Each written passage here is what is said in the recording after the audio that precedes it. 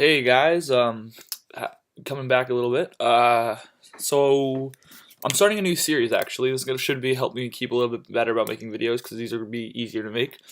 Um, I'm gonna be doing team building lessons, and each video I'm gonna tackle some element of team building, be it some kind of core, some kind of Pokemon playstyles, some kind of Pokemon in general that not necessarily like the competitive evaluations I've done, but more like what today's video is going to be, which is an analysis of a certain role on a team. And today we're going to be looking at offensive leads. Generally, as far as the lead metagame is concerned, there are really two categories of leads, and that being offensive leads and utility leads. And utility leads are a little bit more varying, but those will be for another video. So today we're looking at offensive leads, which is a fairly straightforward um, way to look at. First of all, offensive leads, they are generally have to be fairly fast to outspeed a majority of the metagame that they'll be facing. They're oftentimes also called anti-leads, just because the main purpose of an offensive lead is to nab some offensive momentum at the start of the game, really kind of smash some holes in your opponent's team right off the bat. Maybe not nab Okos, but really just weaken some threats just starting off the game. They tend to have, again, high speed stats. What's important is the ability to attack powerfully without requiring much setup, if any at all. Generally, no, because they can't use don't because they're so frail with the combination of speed and attack. Generally, those Pokemon tend to be frail. They don't have the opportunities to set up at all, so they need to be able to hit hard right off the bat. And with that comes they have to have a good move pool to offer a variety of coverage. So with that in mind, um, we can talk about tend to fit into generally hyper offense teams. Hyper offensive just because again hyper offensive is the premise behind it is having endless offensive momentum. So just kept smashing through your opponent's team with strong attacks. Generally, there's fewer switches with hyper offense, and so that tends to be what leads fill in what these offensive leads work for because they oftentimes offensive leads if they switch out, they oftentimes won't be switching back in, just because they don't have the bulk to take in attacks. They'll only be able to come back in if a Pokemon is dead. So they rely on nabbing kills or damage right at the start of a match, really scaring the opponent's team. I will say one Pokemon I'll speak to that used to be the premier offensive lead, my personal favorite, was Greninja. Embodies the concept of an offensive lead. You know, fantastic speed stat, fantastic coverage, and with Protean, fantastic strength. And I guess the combination of ultimately got it banned to Ubers. But Greninja did embody what you're looking for in terms of your offensive lead. All right, so I guess. Oh, what do I click? What did I just click on? All right, let's just get started. Okay, so the first Pokemon I'm gonna look at isn't super popular as an offensive lead, but always works, and that's gonna be Gengar. Again, I'm not gonna get into too much detail, but I'm just gonna give you some good offensive lead sets. Gengar item you want to go for Life Orb just because a 130 special attack stat while it is fantastic. Again, these Pokemon need to be nabbing Okos, and Gengar's move pool doesn't afford it a ton of options for coverage. So then we can go for Shadow Ball, Sludge Bomb probably, or Sludge Bomb's probably better just because of the poison chance. And then you can probably throw on Focus Blast and potentially you could go for Dazzling Gleam. The last spot you could go for Energy Ball. Confuse Ray is an option. I've seen people do that. Not really Pain Split as much, and definitely none of these physical moves. Dark Pulse, I'm pretty sure he learns, is an option. Yeah, Dark Pulse is a pretty good option. Again, you could do a Hidden Power. Again, but the thing about Dark Pulse and Shadow Ball is they're pretty redundant together. So I would probably just go for Energy Ball, honestly. And then, yeah, Fast Special Sleeper. They're, honestly, with most offensive leads, they're not going to be super detailed in the EV spreads, so you don't need to worry about that too much. Alright, next is we're going to look at somebody who was super popular in OU back in Gen 5, and who has since fallen from the spotlight just because the power creep kind of was too much, and that's Infernape. And Infernape Infernape's very similar to Greninja, actually. Greninja just being a slightly faster version with slightly less technical offense, and bulk, I think. But let's see. So technically a little bit less bulk and a little bit less offense, but with Protean that didn't really matter. All right, so again, we're probably gonna want to give him a Life Orb. Iron Fist isn't bad. Just because Blaze is maybe Blaze. I don't know. What I just go for is Overheat, and then we can go for a Close Combat. Grass Knot's a good option, and in the last slot, you could do Blaze Kick, although you already have Overheat. Gunk Shot's not bad. Hits fairies that you're otherwise, I guess, neutral to. Mach Punch for priority isn't bad. Shadow Claw. Yeah, there's a lot of good options for this last slot, actually. If you wanted to utilize Iron Fist, you could go for the Thunder Punch. I'm going to do that, actually. Thunder Punch, and let's give him Iron Fist. Hits those water... Actually, he already is hitting water types. Actually, Earthquake. Earthquake's always good. Let's give him Blaze, just because Overheat, I guess. He doesn't have any punch moves, so Iron Fist would be useless. Yeah, so he gets the 346. So the problem with this speed stat is that also what Gengar struggles with is that because 110 is a lot of times the new OU standard among a lot of Pokemon and new Megas like Latias, Gallade, Metagross. A lot of Pokemon just sit at 110 now. 110 just isn't what it used to be. So even Gengar struggles with this a little bit because Gengar, if he doesn't win the speed tie, he can usually take a lot of damage. I mean, this is literally just abysmal bulk. He can get OHKO'd by a lot of things, even pretty weak attacks, even pretty weak neutral attacks.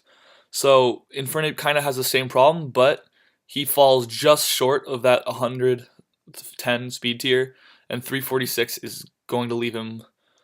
Basically, he gets OHKO'd by Side Shocks, which makes Focus Sash an option, actually. Yeah, but I'm just going to leave him Life Orb. A lot of people wouldn't lead with their Latis. Anyways, next, actually, this is a Pokemon I've been messing around with a bit. He does a decent job of filling in the hole that Greninja left on a lot of teams with his ban. And that's going to be Weavile. Weavile's got a very similar speed stat, maybe I think a little higher, actually, and a little bit more of an attack stat. However, this doesn't make up for the Protean loss, but it's close, and you can go either Life Orb or Focus Sash in the last slot. I'm just going to go Focus Sash just because Ice Dark is garbage in terms of typing, and he has no bulk. So it's a great... So we're going to go for Knockoff, and then you could in the next slot you could go for Avalanche. Actually, no. You should go for, I think, Icicle Crash he learns. Yeah, Icicle Crash is good. Ice Shard isn't bad, but he's usually outspeeding anyways. And with Focus Sash, anything that was outspeeding him, he might be able to survive the hit. The Stealth Rock weakness, again, doesn't really matter because he comes in as an offensive lead, which means he comes in at the first turn, probably. So, hopefully, somehow, Stealth Rocks didn't get set up before you brought your Weavile Island. So, Low Kick's a good option for the next slot, just because Low Kick lets you hit Ferrothorn, who is pretty solid utility lead. And then finally in the last slot, there's, I think, really just two main options. Poison Jab lets you hit fairies, and Ice Shard lets you outspeed anything that was going to be outspeeding you somehow. X Scissors an option, I guess, but not that great. And again, so I'm just going to give him Poison Jab just because hitting fairies is nice. Fast Physical Sweeper. Yeah, this is a pretty solid set. Alright, next. Let's look at Garchomp, actually, who's become really popular because his Mega, those loss in speed, was just like, while Mega Garchomp is definitely a viable wall breaker, his role is significantly different from regular Garchomps, and thus, like, a lot of people honestly prefer Garchomp. And so, in today's meta, Garchomp has really just adopted the role of offensive lead, honestly, and Stealth Rock at the start of the game. So Stealth Rocks, while it's not what I was saying about offensive leads, it does fit in sometimes, and it's fine. And then Swords Dance. This is I think what people Outrage or Dragon Claw depends on your preference. Earthquake, Fast Physical Sweeper. Yeah, it's fine. So this lets Garchomp literally set up rocks and proceed to get an early game sweep potentially at the very start of the game. And it can take out a toll on a lot of teams, especially with Life Orb. Something I should mention actually is we're giving Life Orb as an option for every single Pokemon in this team essentially. Life Orb is always what I personally prefer, but I have used popularly Focus Sash is good on a lot of these guys because a lot of them are really lack bulk. Especially Garchomp, because the next Pokemon we're going to go over directly counters Garchomp. So Focus Sash is a good option. Another good option is Expert Belt, which is something I used in the past. Expert Belt doesn't give you the same boost as Life Orb, and that only works when you're hitting super effectively, but because a lot of these Pokemon lack bulk, a lot of times the usage of Life Orb just means that they will be hitting, like they will be getting killed even more likely. That one little chance they might have had to survive with, like, let's say like 6% health or something, if you had the Life Orb attack, is now gone. So that's up to you. It does leave them a little vulnerable to revenge killing if you use an Expert Belt. But Life Orb, and also the problem with Expert Belt is, well, see, it also works well because they have such good coverage, but Life Orb gives both better damage and it gives you damage on all your coverage options. But anyway, so I think between those three, Focus Sash, Life Orb, and Expert Belt, is where you should make your pick.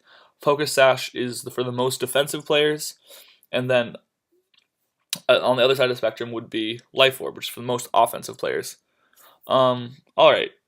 And so also Focus Sash gives Garchomp a guaranteed Stealth Rocks, so that actually might not be bad.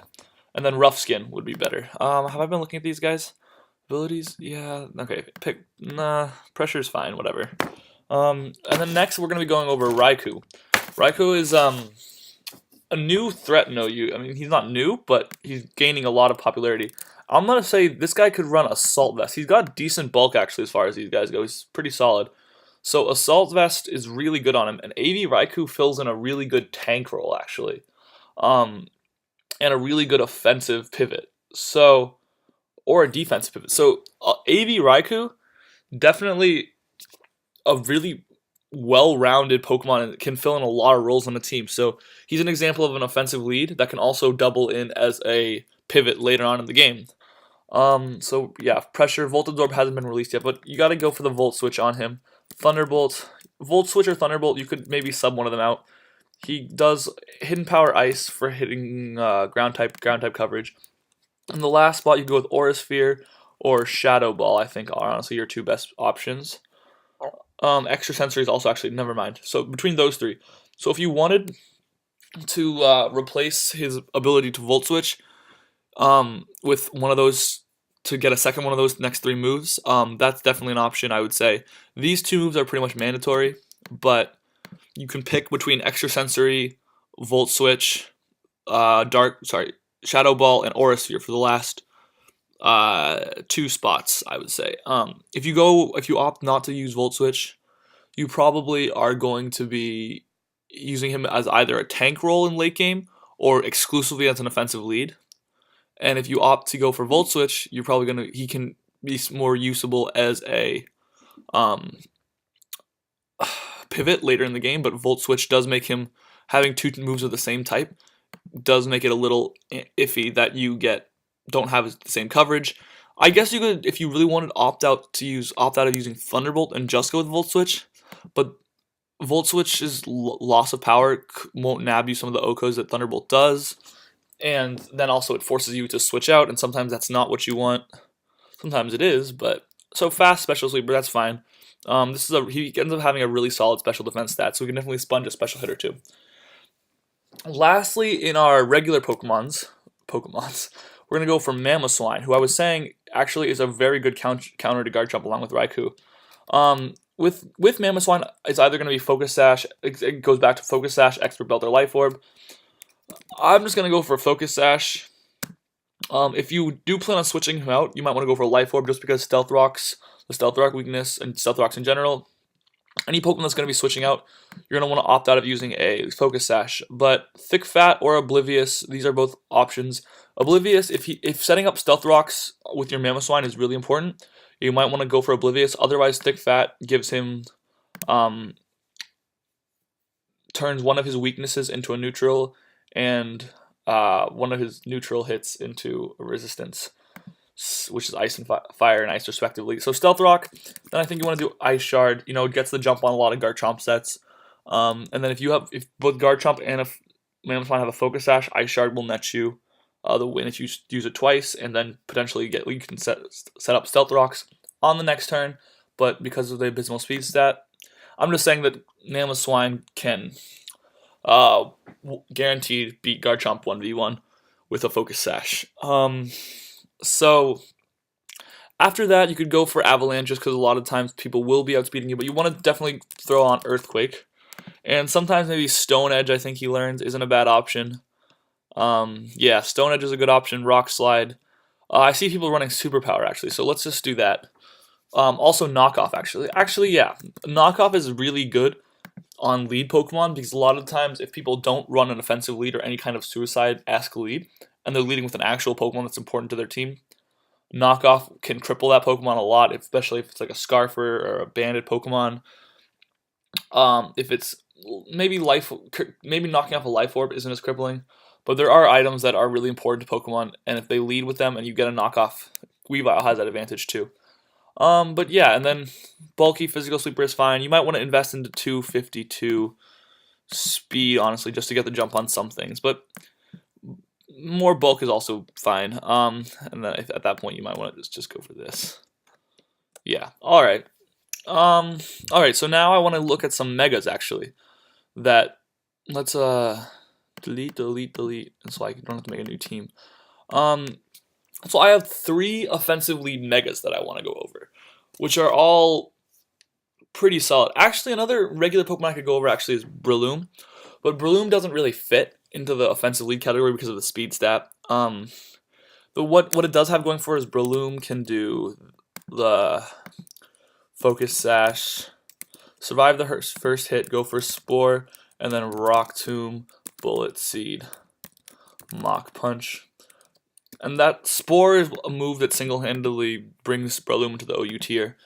He's really the only super offensive Pokemon that uses it. So this is an option. I wouldn't completely recommend this because he does lack a strong attack stat. But anyways, all right, 3 megas. So the first mega I'm going to suggest is Mega Manectric. So Mega Manectric has a fantastic speed stat. So the set you're going to be running is probably this, I think. Yeah. Okay.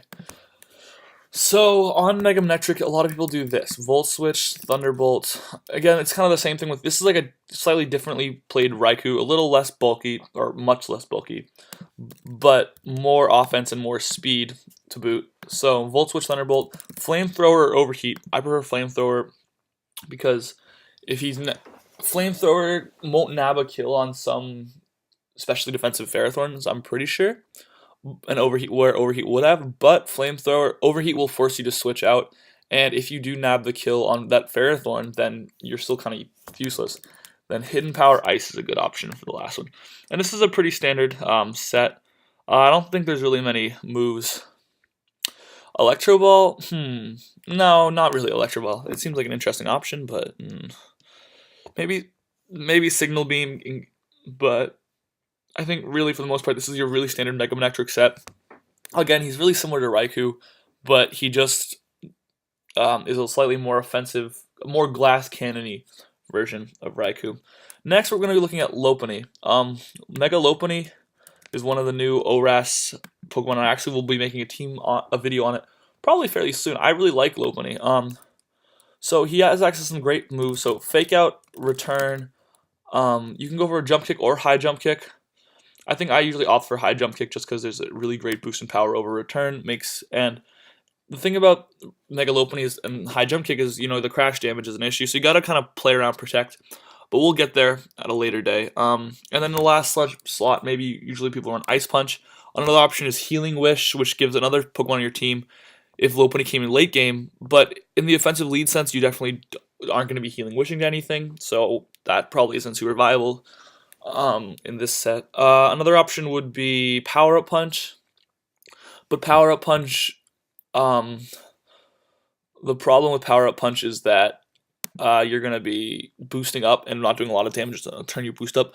And the point of an offensive lead is to nab kills and not really set up, not really need to set up. So these are very similar Pokemon in terms of their stats and what they're capable of. Literally, it looks like the special attack stats, attack switch, and the bulk is similar. I guess Lopunny's probably a little bulkier, but Manectric also has less weaknesses, I guess. But and then Scrappy lets you hit Sableye, which is pretty important because Mega Sableye is a little gremlin and is everywhere and is so annoying to fight against when you don't have a Fairy type or Mega Lopunny. It's essentially Mega Sableye means that all teams need to have either a crazy wall breaker, a crazy special wall breaker, a Fairy type, or Mega Lopunny to beat Mega Sableye. So Sableye is kind of keeping Clefable in OU, I think, honestly.